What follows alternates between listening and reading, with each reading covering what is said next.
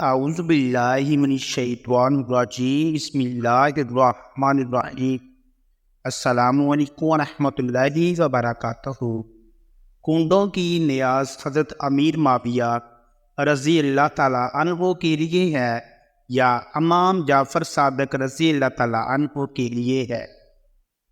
اور کیا کنڈوں کا ختم یا کنڈوں کی نیاز جو ہے یہ دلانا جائز ہے یا ناجائز ہے؟ اس مسئلے کے بارے میں کنڈوں کا ختم شریف حضرت امام جعفر صادق رضی اللہ تعالیٰ عنہ کے لیے ہے یا حضرت امیر معاویہ رضی اللہ تعالیٰ عنہ کے لیے ہے؟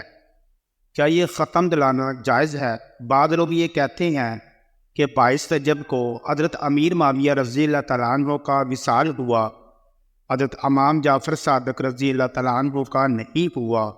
کنڈوں کا ختم دلانا بد مذہبوں کا طریقہ ہے، یعنی وہ اس کے ذریعے حضرت امیر معاویہ رضی اللہ تعالیٰ عنہ کے وصال کی خوشی مناتے ہیں، لہٰذا ہمیں اس سے بچنا چاہیے کہ اسے مشابہت نہ ہو۔ جبکہ سنی بہشتی زیور میں لکھا ہے کہ کنڈوں کا ختم دلانا جائز ہے۔ اب آپ رہنمائی فرما دیں کہ کیا یہ صحیح ہے؟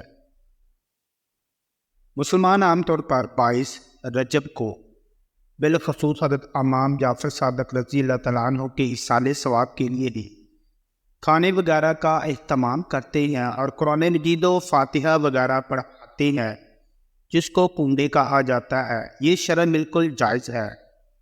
صدر شریعہ بدر طریقہ تو مفتی امجد علی اعظمی علیہ رحمۃ اللہ کنڈوں کے متعلق فرماتے ہیں۔ اسی طرح ماہ رجب میں بعض جگہ حضرت سیدنا امام جعفر صادق رضی اللہ تعالیٰ عنہ کو ایصال ثواب کے لیے پوریوں کے کنڈے بھرے جاتے ہیں، یہ بھی جائز، مگر اس میں بھی اس جگہ کھانے کی بعضوں نے پابندی کر رکھی ہے، یہ بے جا پابندی ہے۔ مزید فرماتے ہیں امام جعفر رضی اللہ تعالیٰ عنہ کے کنڈے بھرنا اور اس پر فاتحہ وغیرہ پڑھ کر ایصال ثواب کرنا جائز ہے۔ اس کی اصل یہی ہے کہ ایصال ثواب جائز ہے۔ حدیث اور فقہ سے اس کا جواز ثابت ہے۔ جب تک کسی خاص صورت میں ممانعت ثابت نہ ہو، اس کو ناجائز بتانا اللہ رسول اور شریعت پر افتراء کرنا ہے۔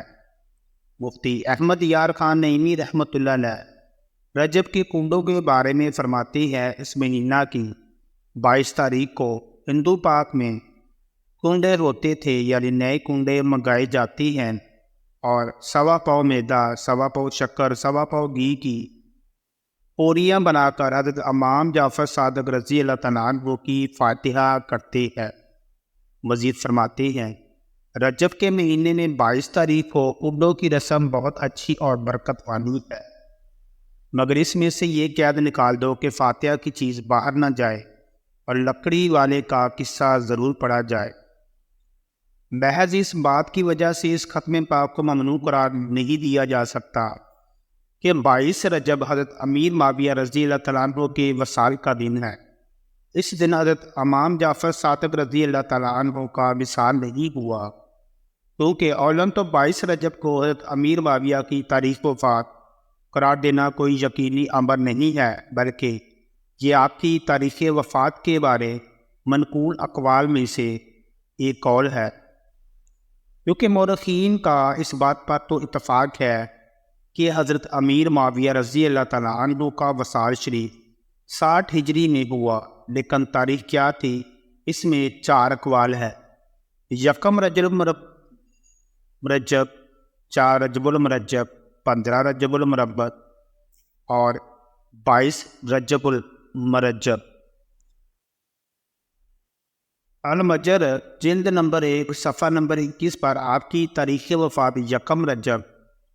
مشاہیر علماء مسار جلد نمبر 1 صفحہ نمبر 86 پر 15 رجب اور تاریخ خلیفہ بن خیاط جلد نمبر 1 صفحہ نمبر 226 پر 22 رجب لکھی ہے، جبکہ تاریخ طبری جلد نمبر 5 صفحہ نمبر 324 پر مذکورہ تینوں اقوال اور البدایہ نحیہ میں 4 اقوال مذکور ہے۔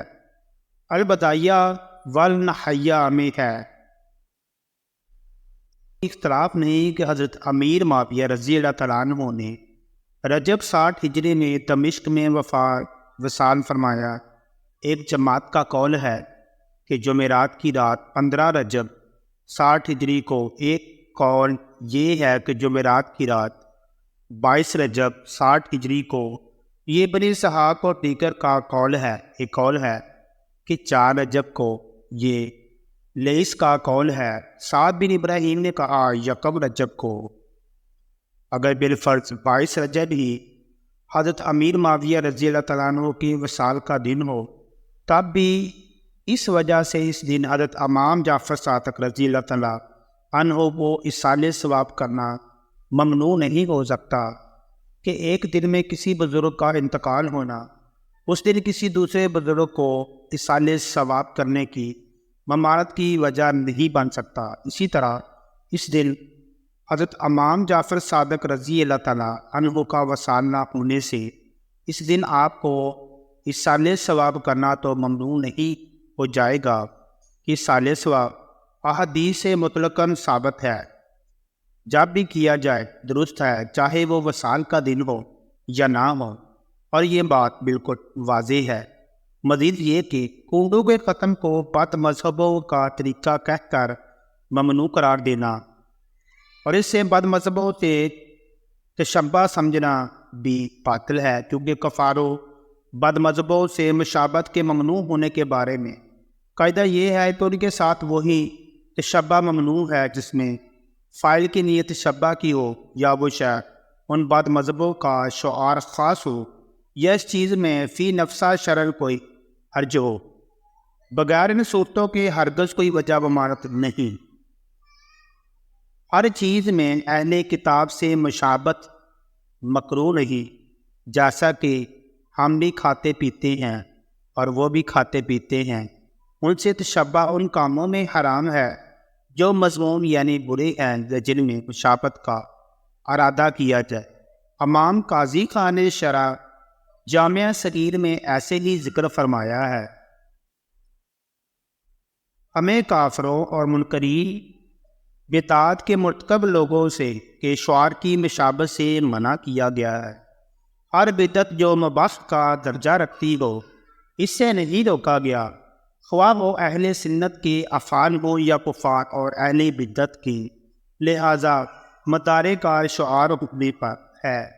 البتہ تشبہ کی نیت کا نہ ہونا تو ظاہر ہے اور مدعی نے اس کو وجہ ممانعت بھی نہیں قرار دیا، اور فی نفسہ اصالِ ثواب کرنے میں شرعی طور پر کوئی قباحت بھی نہیں۔ رہی یہ بات کہ کنڈوں کا ختم دلانا بد مذہبوں کا شعار خاص ہے یا نہیں، تو اس کا جواب یہ ہے کہ یہ ان کا شعار خاص نہیں ہے، بلکہ 22 رجب کو کنڈوں کا ختم دلانا بہت مقامات پر سنی مسلمانوں میں بھی رائج ہے۔ ہاں، جو شخص اس کا دعویٰ کرے کہ کنڈوں کا ختم بد مذہبوں کا شعار خاص ہے تو اس پر لازم ہے کہ ثبوت پیش کرے، ورنہ بد مذہبوں کے ہر فعل سے مشابہت ممنوع نہیں۔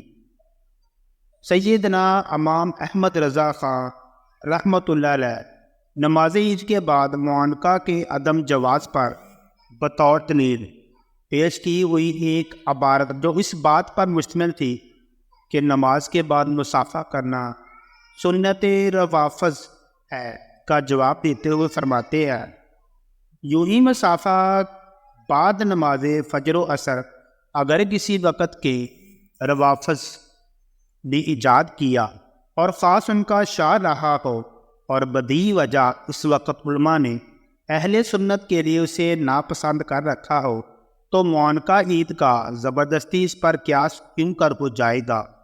پہلے ثبوت دیجیے کہ یہ رافضیوں کا نکالنا اور انہی کا شعار خاص ہے، ورنہ کوئی امر جائز کسی بد مذہب کے کرنے سے ناجائز یا مکروہ نہیں ہو سکتا۔